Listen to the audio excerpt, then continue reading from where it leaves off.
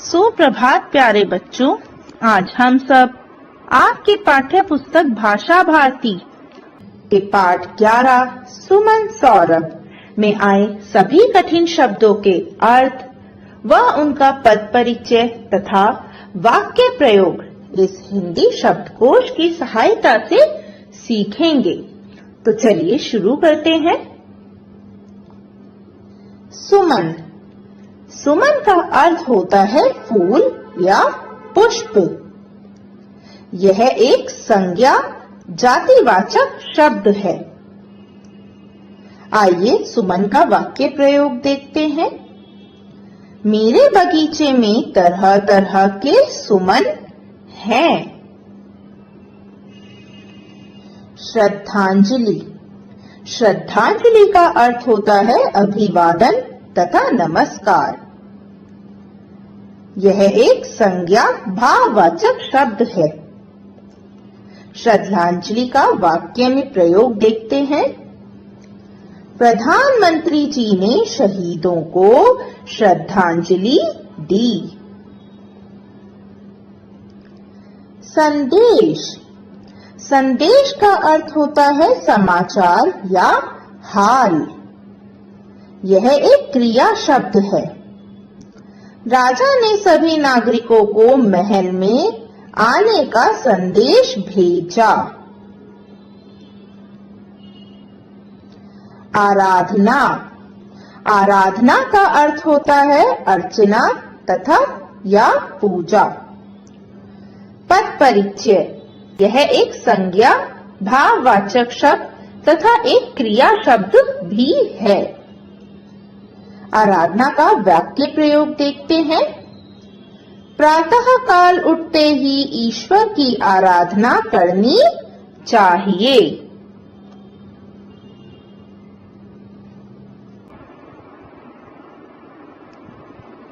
जैसा कि आप सभी जानते हैं, हमारी प्रकृति ने हमें एक बहुत ही प्यारा उपहार दिया है, जिसे हम सब फूल या पुष्प के नाम से जानते हैं। फूलों ने हमें कई प्रकार के रंग और मनमोहक खुशबू भी दी है, और फूल ही हमारी धरती की सुंदरता को बढ़ाते हैं। फूल की खुशबू से मन को अत्यंत शांति मिलती है। ये हर किसी का मन मोह लेते हैं। बिल्कुल सही। आप जब भी कहीं पर फूल देखते हैं तो क्या आपका मन नहीं करता कि यह फूल आपके पास हो?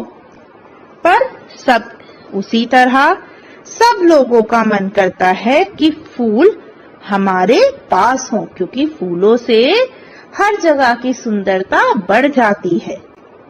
परंतु हम सब क्या करते हैं? उनको तोड़ने लगते हैं। इस पाठ का उद्देश्य क्या है? फूलों को ना तोड़ना, बल्कि उनकी सराहना करना तथा उनसे संदेश लेना।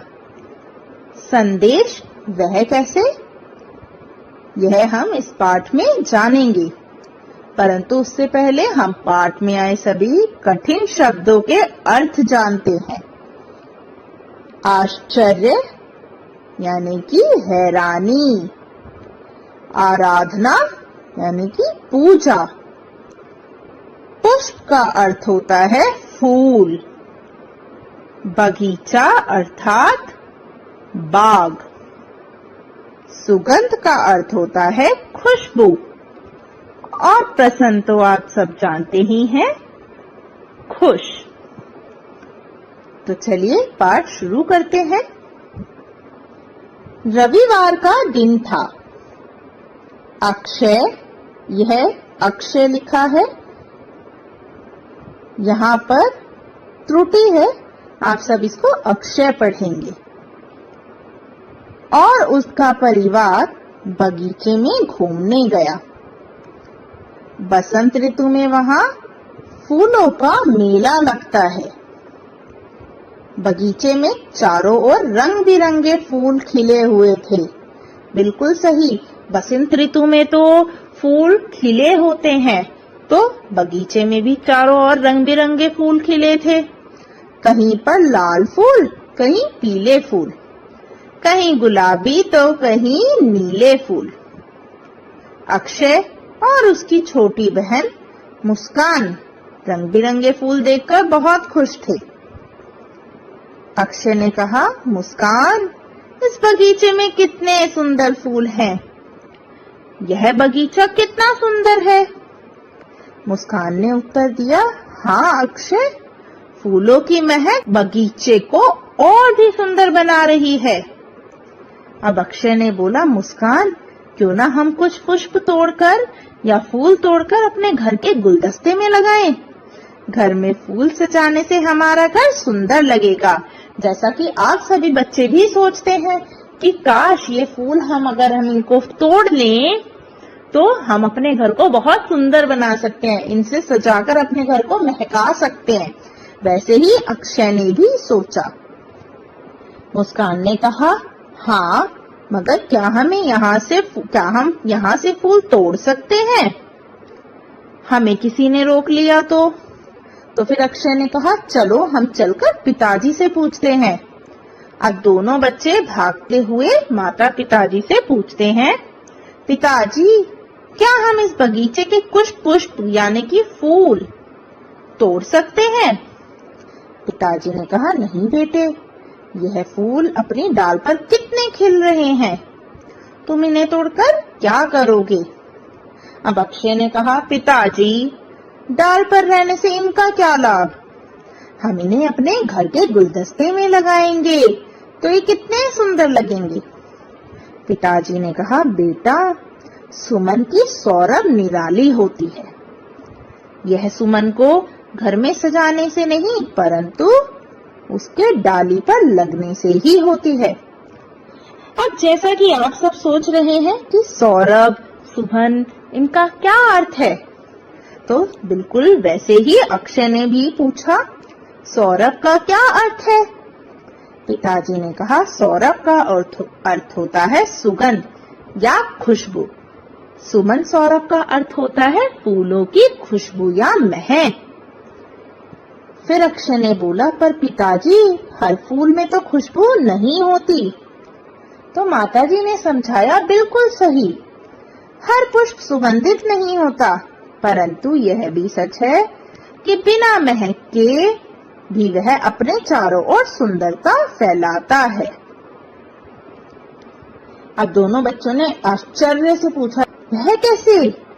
माताजी ने बोला, बच्चों, फूल एक बच्चे की भांति होता है, बच्चे की तरह है, जो जहाँ जाता है वहीं खुशबू बिखेरता है। जैसे बच्चे अगर कहीं पे जाते हैं तो सब लोग देख के बच्चों को खुश हो जाते हैं, उसी तरह फूल भी जहाँ जाते हैं अपनी महक खुशबू बिखेरते रहते हैं। जिस प्रकार गुलाब के फूल से गुलकंद, इत्र, गुलाब जल आदि कई चीजें बनती हैं, उसी प्रकार हर पुष्प की अपनी कोई न कोई उपयोगिता होती है। पिताजी ने कहा, जैसे सूरजमुखी का फूल ही ले लो। सूरजमुखी के पुष्प न केवल सुंदर होता है परंतु यह तेल निकालने के काम भी आता है। कुछ फूलों को हम ईश्वर आराधना के लिए अर्पित करते हैं तो कुछ पुष्प उन शहीदों को श्रद्धांजलि देने के लिए हाथ में रखते हैं जो इस देश के लिए हंसते हंसते शहीद हो गए। बिल्कुल सही, आपने भी कई बार देखा होगा, घर में जब पूजा होती है तो आपकी माता या आपकी दादी या घर के बड़े ईश्वर की आराधना के लिए पुष्प का प्रयोग करते हैं। मुस्कान ने कहा, माँ, चाचा नेहरू भी कोट पर गुलाब का फूल लगाते थे। अब पिताजी ने कहा, पुष्प हमें कुछ संदेश भी देते हैं, क्या तुम जानते हो?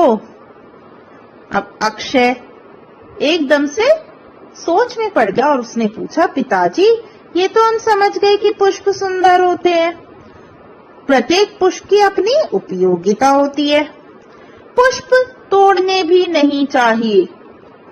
पुष्प में यदि सुगंध ना हो तो भी यह हर जगह अपनी सुंदरता बिखेरते हैं, परंतु हमें पुष्प से क्या संदेश मिलता है, आप ही बताइए। तो पिताजी ने कहा, पुष्प हमें संदेश देते हैं कि सदा मुस्कुराते रहो।